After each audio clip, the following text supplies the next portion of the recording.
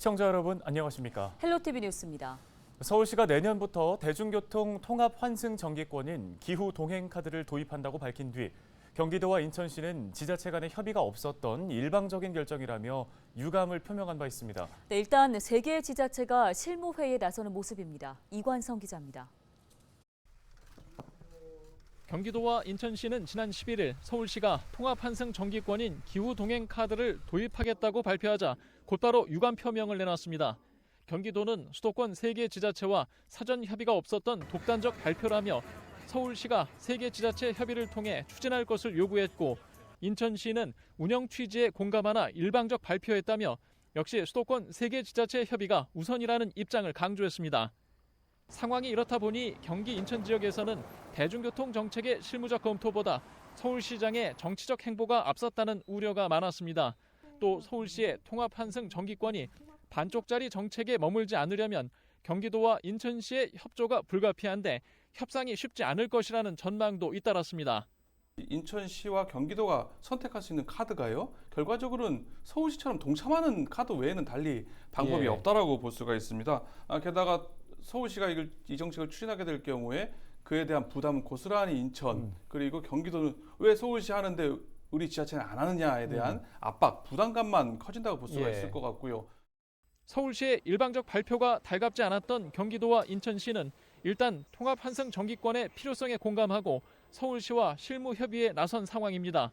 두 지자체는 정부가 내년 7월부터 추진하는 KPS 사업을 우선하고 서울시의 통합 환승 정기권 사업을 함께 추진할 수 있는지 예산부터 검토하는 모습입니다. 인천시는 시내버스 준공영제를 시행하고 있고 대중교통 시스템도 서울과 비슷해 거부감이 덜한 것으로 보입니다. 하지만 경기도는 광역버스만 준공영제를 하고 있고 시군과 노선마다 시내버스 운영이 달라 복잡한 상황입니다. 경기도는 월 사용금액 6만 5천 원을 넘는 경우 지자체가 초과분을 부담해야 하는 문제도 고민입니다. 경기도의 경우 이용 거리가 길어 재정 부담이 더 크기 때문입니다. 수도권 3개 지자체는 교통수단 환승 시 정산 방법과 지자체 지원금 분담 방식 등 서로 협의해야 할 사안도 많습니다. 짧은 기간에 3개 지자체 합의안이 나오기는 어려울 것으로 보입니다. 서울시는 비교적 추진하기 쉬운 수도권 지하철부터 기후동행 카드에 적용하고 광역버스 등 다른 교통수단을 단계적으로 늘려갈 수 있다는 의견을 제시하고 있습니다. 헬로티비 뉴스 이관서입니다. 다음 소식입니다. 부천시의회 국민의힘이 최근 시정연구원 부결에 대한 조용익 부천시장의 공개적인 발언에 즉각 반발하고 나섰습니다. 부천시의회 국민의힘 소속 의원들은 21일 오전 기자회견을 열고 조용익 부천시장이 시정에 대해 편향된 정치적 행보를 보이고 있다고 비판했습니다. 그러면서 내년 총선을 염두에 두고 조례를 정쟁의 도구로 삼았다는 조용익 시장의 주장은 명백한 허위사실이라며 의회 본연의 역할을 무시하는 발언이라고 강조했습니다. 이어 부천시의회 국민의힘은 낮은 재정 자립도와 광역동 정책 실패, 시민 공감대 부족, 실효성 근거 미비 등의 이유로 시정연구원을 반대한다고 주장했습니다. 조용익 시장은 지난 19일 내년 개원을 목표로 추진해왔던 시정연구원 설립 사업이 부천시의회 국민의힘 소속 의원들의 반대에 막혀 보류됐다고 공식 발표했습니다. 정치적 입장이나 정쟁이 아닌 오직 부천 시민만을 바라보며 시정연구원 설립을 반대했음을 분명하게 밝히는 바이다. 막대한 예산 낭비와 아무도 책임지지 않은 정책 실패에 대한 경종을 울리고 불확실한 성공을 기대하며 과도한 예산을 투입하는 정책에 대해서는 앞으로도 절대 좌시하지 않을 것임을 밝히는 바이다. 서울지하철 5호선 연장 노선을 두고 대도시권 광역교통위원회의 결단을 촉구하는 주민 집회가 열렸습니다. 지난 20일 김포 검단시민연대와 검단 5호선 비대위는 대광위 앞에서 트럭을 동원한 주민 집회를 열고 5호선 노선을 조속하게 확정해야 한다고 촉구했습니다. 이들 주민은 각 지자체가 노선안을 제출했는데도 대광위가 20여일간 어떤 결정도 하지 않은 채 시간을 허비하고 있다며 집권 중재가 필요한 시점에 방관하는 대광위 탓에 민민 갈등이 깊어지고 있다고 지적했습니다. 그러면서 5호선 연장이 무산되지 않도록 대광위가 노선 결정을 서둘러 해줘야 한다며 대광위의 노선 확정을 재촉했습니다.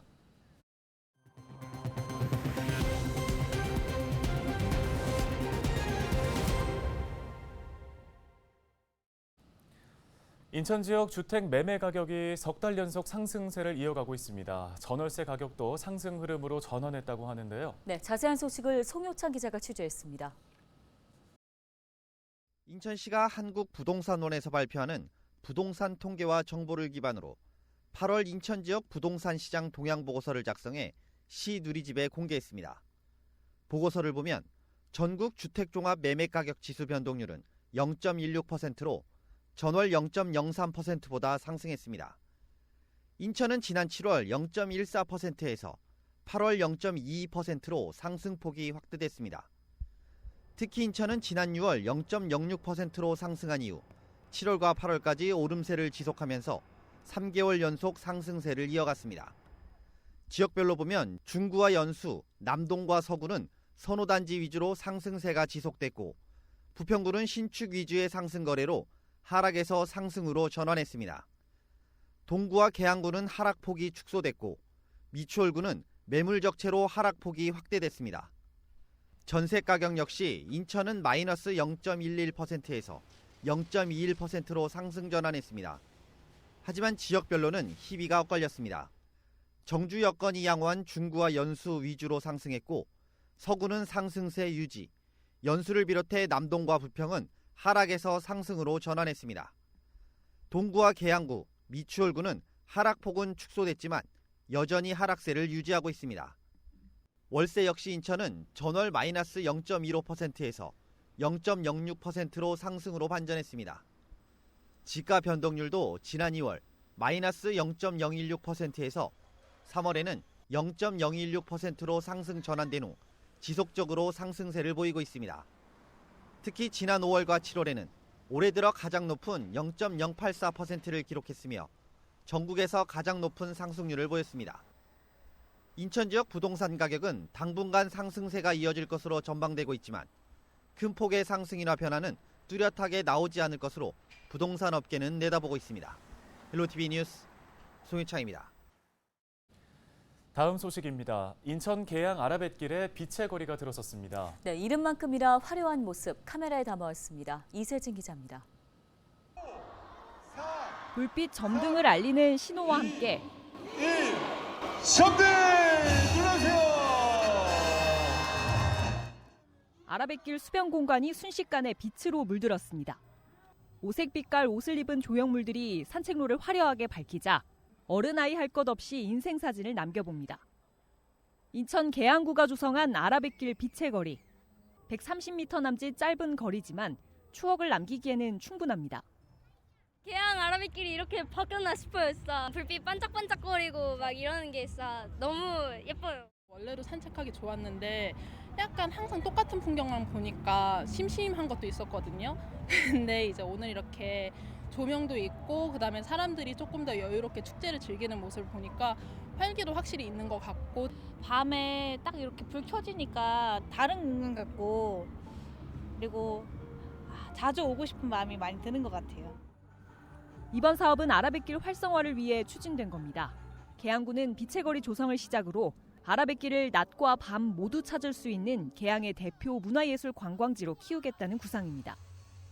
올해는 첫 거리 조성을 기념해 점등식과 함께 가을밤 축제도 열었습니다. 그동안 아라뱃길이 2011년도에 준공을 한 이후에 굉장히 방치된 듯한 그런 구간이었었거든요. 근데 이번에 그 경관 종이업 사업을 하면서 많은 국민들한테 행복을 줄 수 있는 그런 기회라고 생각을 합니다. 계양구는 이번 아라뱃길 라이트쇼를 시작으로 지역 곳곳에서 빛축제를 이어갑니다. 헬로티비 뉴스 이세진입니다.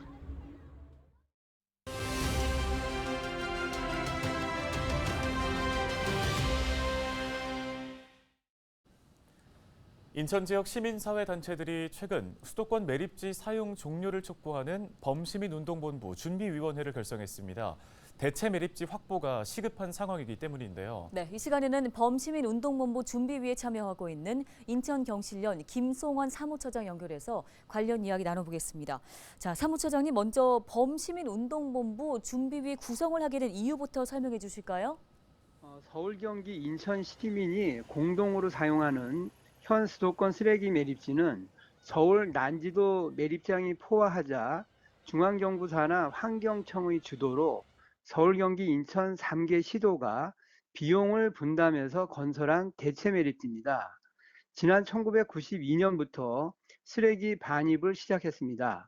그러나 지난 2015년 수도권 매립지 사용 종료 시점이 1년 앞으로 다가왔는데도 3개 시도가 대체 매립지를 확보하지 못하자 쓰레기 대란을 우려한 환경부가 중재 조정에 나섰습니다.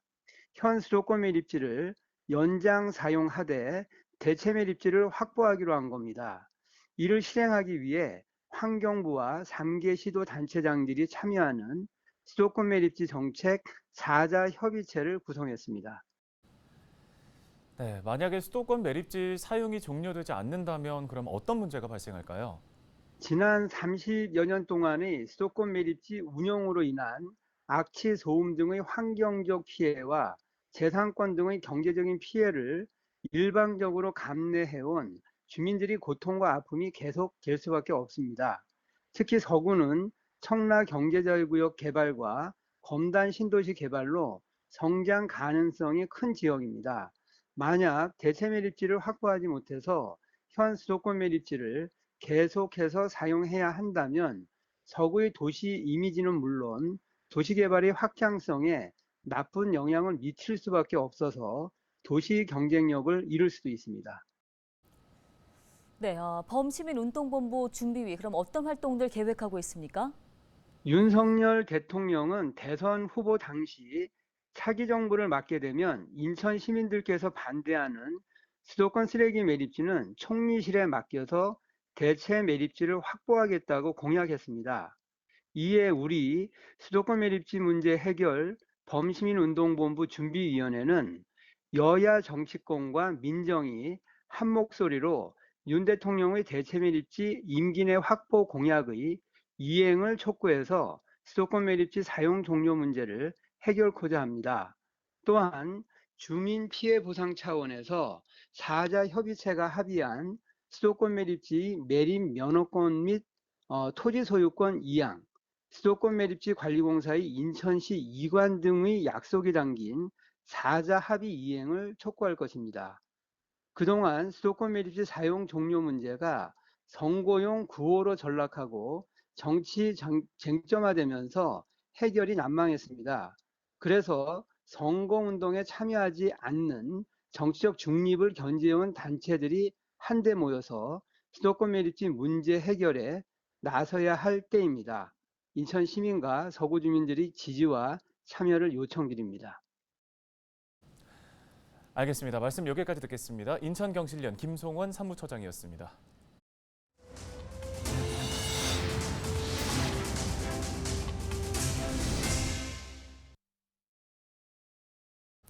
다음 소식입니다. 인천대교와 영종대교의 통행료가 10월부터 변경됩니다. 우선 영종 주민과 인근 섬 주민들의 인천 영종대교 통행료가 다음 달 1일부터 무료로 전환되는데요. 지역 주민들은 인천시 카드 등록 시스템에 차량 번호를 미리 등록하면 자동으로 영종, 인천대교 통행료를 감면받을 수 있습니다. 지난 18일 기준 카드 등록 시스템에는 전체 감면 대상의 40% 수준인 2만여 건이 등록됐습니다. 일반 이용객들도 변경된 요금을 적용받게 되는데요. 현재 영종대교의 통행료는 상부도로가 6,600원, 하부도로는 3,200원입니다. 다음 달 1일부터는 상부는 3,200원, 하부는 1,900원으로 각각 인하됩니다. 또 인천대교의 통행료도 오는 2025년 말 5,500원에서 2,000원으로 인하됩니다. 김포시가 경기도 지자체 중 최초로 체불 기능을 개선한 공사대금 지급 시스템인 차세대 클린페이를 도입합니다. 시는 지난 19일 차세대 클린페이 도입과 관련해 신한은행, 주식회사 페이컴스와 업무 협약을 체결했습니다. 차세대 클린페이는 채권 신탁 제도를 연계한 대금 지급 시스템으로 대금을 가상계좌에 지급하는 방식을 통해 원도급, 하도급자의 계좌가 압류되더라도 하청업체와 근로자에게 대금 지급이 가능합니다.